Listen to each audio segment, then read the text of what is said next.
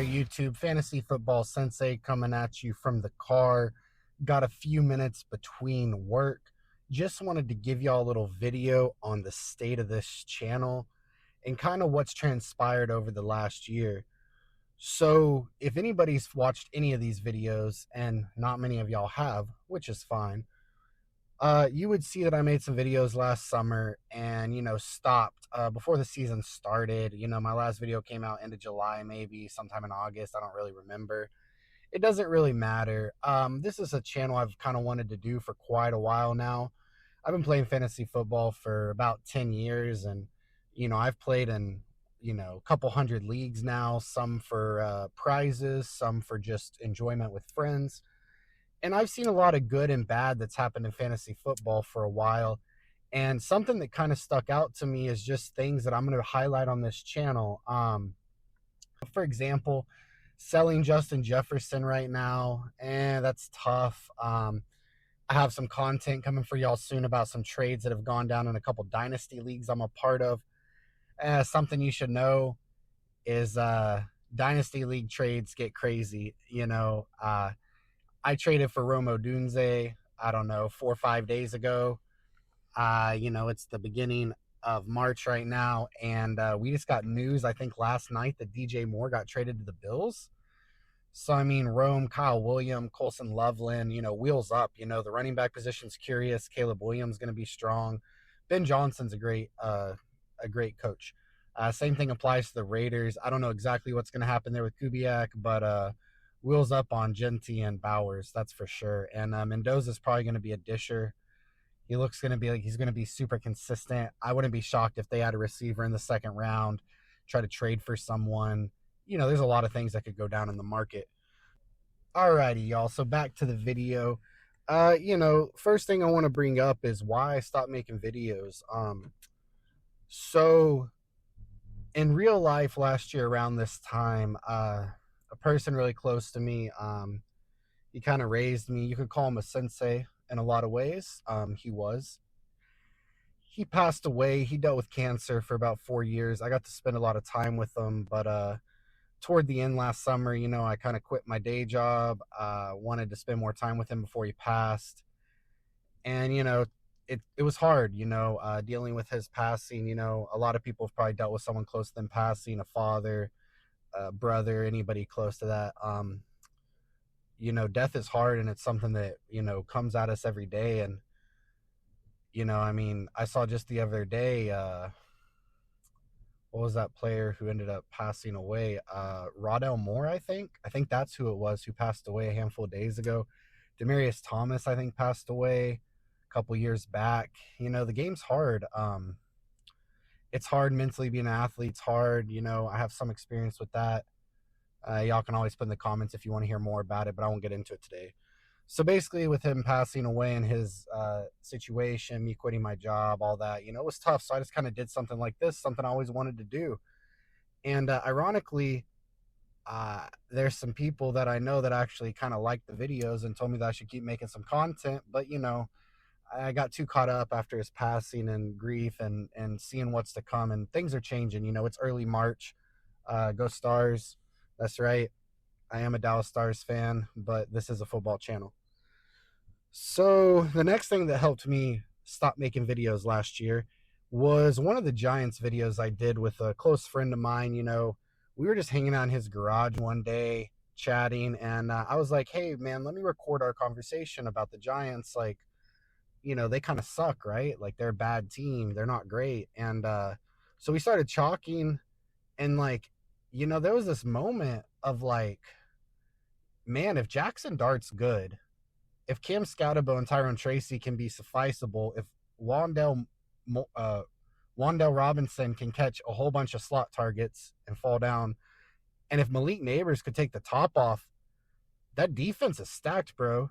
Thibodeau, they got Brian Burns, Abdul Carter, Giants front seven, front four, that pass rush is pretty darn good. So anyways, in that video last year, we talked about it. Now, it looked pretty bad because I'm pretty sure the Giants lost like the first, 3-4 games. And a guy actually commented on the video and was like, do you even want to do this? And that's in reference mostly to the video being low quality, just kind of for fun. Like I said, me and my friend were just spitballing, but it helped me sit back and between, uh, the passing I dealt with and, his comment, no, I didn't want to do fantasy football and I didn't want to make these videos. Some things happened. It led to me leaving leagues last year, all kinds of stuff. I mean, it was just a tough time. And, his comment really struck home though, because, I was going to do a hot take on every team, kind of go into the season on what a potential upside could be. And man, we were right about the Giants, man. That team, man, when Scatabo took over, Dart looked good.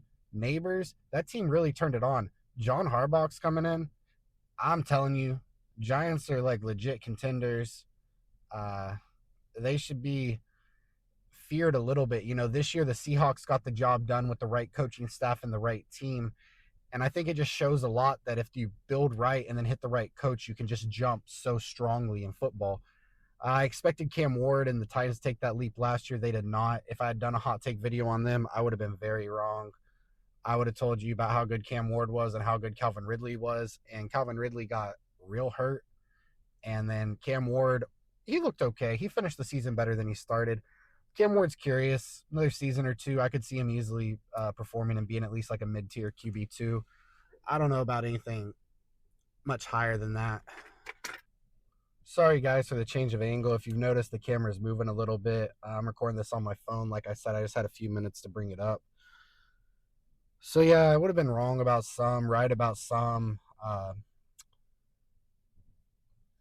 It's just a tough thing, man. Mostly y'all watch this channel for just opinions, right? That's why you watch every fantasy channel. You're not going to get anything new here. There's nothing that different that I can say that some other fantasy person or some paid analyst hasn't said about football. This is just another take from another fan who's watched and played a lot of fantasy football. There's some mistakes people make, things like that. So this year, what you can look forward to is I'm going to make content all season long. It's a lot of work. I do all my own editing, all my own producing, writing, everything top to bottom. If I have someone on the show, it's just to shoot the conversation and have a good conversation and figure out, where teams could shine and what they need to be successful. And that's something that we'll look at probably after the draft. I don't see us getting that done before the draft because the draft changes way too much, There's rumors like the Jets are looking at Tua, and if they do that, they could really try to retool up the Jets pretty quick. Garrett Wilson, Tua, that's a nice little combo. Mason Taylor was all right if Breece Hall was willing to stick around.